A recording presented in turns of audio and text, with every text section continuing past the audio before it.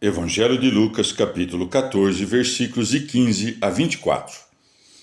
Tendo ouvido essas coisas, um dos convivas disse-lhe: Bem-aventurado o que participar do banquete no reino de Deus.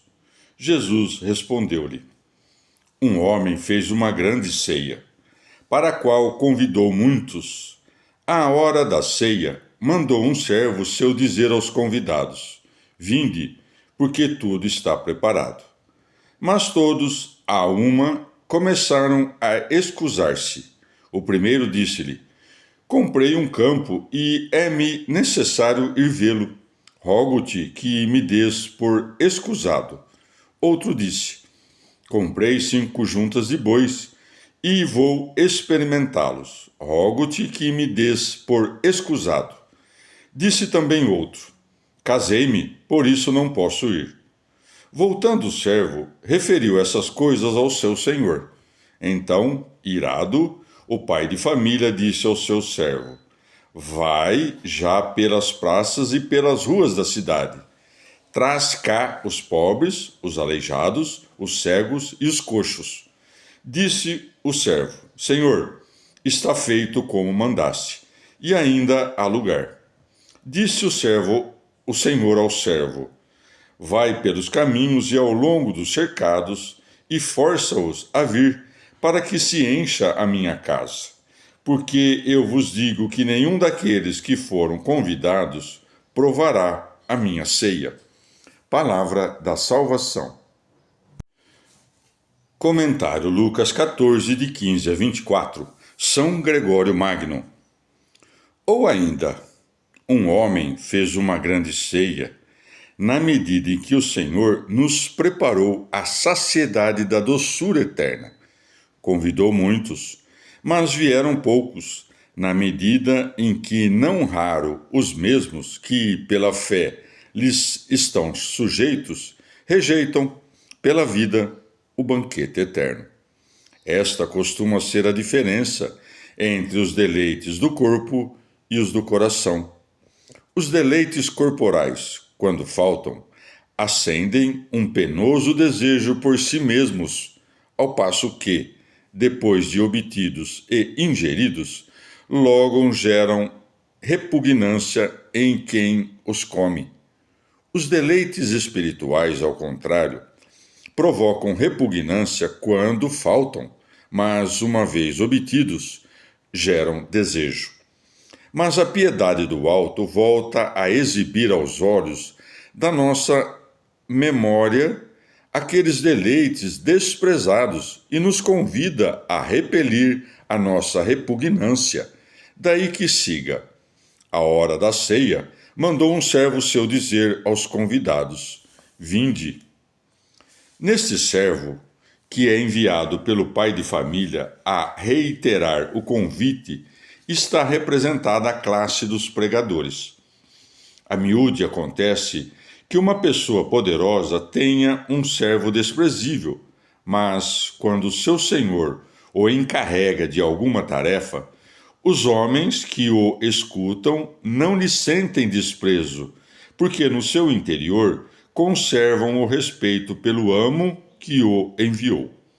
Ora, Deus oferece algo porque os homens deviam suplicar, e não Deus suplicar para que recebêssemos. Quer dar algo que ninguém é digno de esperar, e mesmo assim todos se escusam de recebê-lo, pois segue, mas todos, a uma, começaram a escusar-se. O homem convida, e os pobres se apressam em comparecer. Nós somos convidados ao banquete de Deus e inventamos desculpas. Ou ainda, na chácara estão representados os bens terrenos. Sai para ver a chácara, portanto, o homem que apenas pensa em coisas exteriores por causa dos bens da terra. Os sentidos corpóreos, porque são incapazes de compreender as coisas interiores, mas reconhecem apenas as exteriores, com muito acerto representam a curiosidade, que, enquanto busca examinar a vida alheia, desconhece as coisas do seu interior e se ocupa apenas de pensar nas exteriores.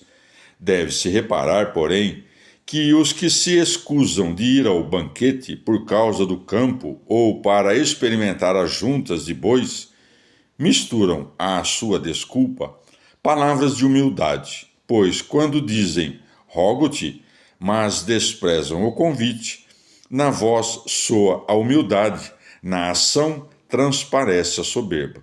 Segue, disse também outro, casei-me, por isso não posso ir.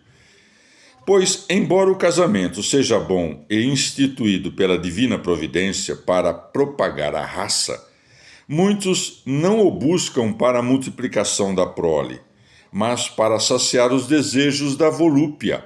E é assim que, por meio de uma coisa justa, se pode fazer referência, sem nenhuma inconveniência, a uma coisa injusta.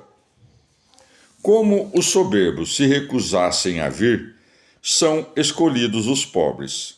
São chamados de aleijados e pobres os que são fracos segundo seu próprio juízo, pois mesmo os pobres são chamados de sadios quando, apesar da pobreza, são soberbos. Os cegos são os que carecem da luz da inteligência, os coxos, os que não têm o passo reto nas suas ações. Mas como os vícios desses homens estão representados na enfermidade dos seus membros, eram pecadores tanto os que, chamados, declinaram o convite, quanto os que foram convidados e compareceram. Mas os pecadores soberbos são rechaçados, os humildes são escolhidos. Deus, assim, escolheu aqueles que o mundo despreza, porque geralmente o desprezo faz o homem voltar a si mesmo, e tanto mais velozmente ouve alguém a voz de Deus, quanto menos tem neste mundo com o que se deleitar. Portanto, quando o homem chama a seu banquete, quando o Senhor chama a seu banquete os homens nas praças e ruas da cidade, designa o povo que tinha um trato urbano com a lei. Mas a multidão do povo de Israel, que abraçou a fé, não bastou para encher o salão do banquete celestial. Daí que siga, disse o servo, Senhor, está feito como mandaste, e ainda há lugar. Entrou grande número de judeus, mas ainda há lugares vagos no reino, onde devem ser acolhidas as multidões dos gentios. Daí que siga, disse o Senhor ao servo, vai pelos caminhos e ao longo dos cercados e força-os a vir, para que se encha a minha casa. Quando manda recolher comensais dos caminhos e cercados, busca um povo agreste, que são os gentios. São forçados a entrar no banquete os que voltam ao amor de Deus, enfraquecidos pelas adversidades deste mundo. Mas é digna de todo temor a frase que abaixo se acrescenta. Porque eu vos digo que nenhum daqueles que foram convidados provará a minha ceia. Ninguém, pois, despreze o convite do Senhor, porque depois de dar sua desculpa, não conseguirá mais entrar quando tiver vontade. Comentário Lucas 14, de 15 a 24, Santo Agostinho. Ou ainda, pode ser que este homem suspirasse por coisas longínquas, enquanto esse pão que desejava estava posto à sua frente. Que, afinal, é o pão do reino de Deus, senão aquele que diz, eu sou o pão vivo que desceu do céu. João 6,41. Não prepareis as vossas gargantas, mas o vosso coração. Ou ainda, este homem é o mediador entre Deus e o homem, é o próprio Cristo Jesus. Ele mandou instar aos convidados que viessem, isto é, chamou-os por meio dos profetas que enviara. Os que antigamente convidavam ao banquete de Cristo foram enviados muitas vezes aos filhos de Israel, e muitas vezes chamaram que viessem à hora da ceia. Eles aceitaram os convidadores, mas rejeitaram a própria ceia, isto é, acolheram os profetas e mataram o Cristo, e com isso nos prepararam a ceia sem se dar conta.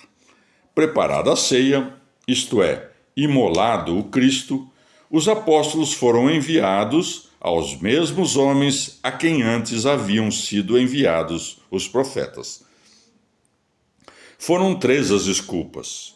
O primeiro disse-lhe: comprei um campo e é-me necessário ir vê-lo. Rogo-te que me des por escusado. A compra de uma chácara denota espírito de senhorio.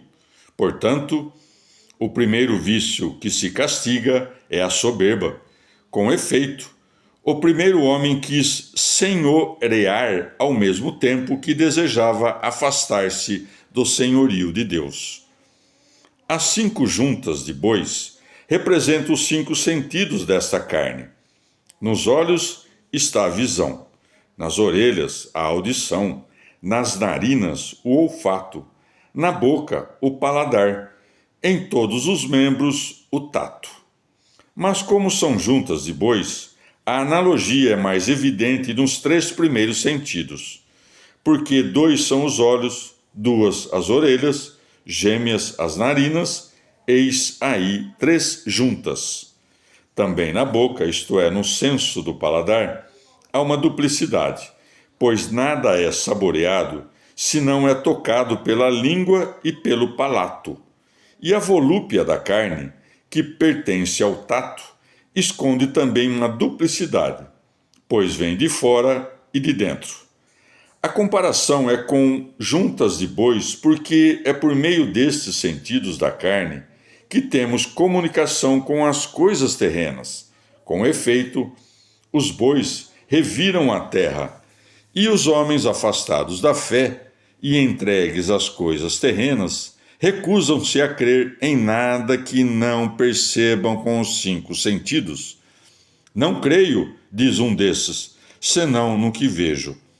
Se pensamos assim, aquelas 5 juntas de bois nos impedem de ir ao banquete.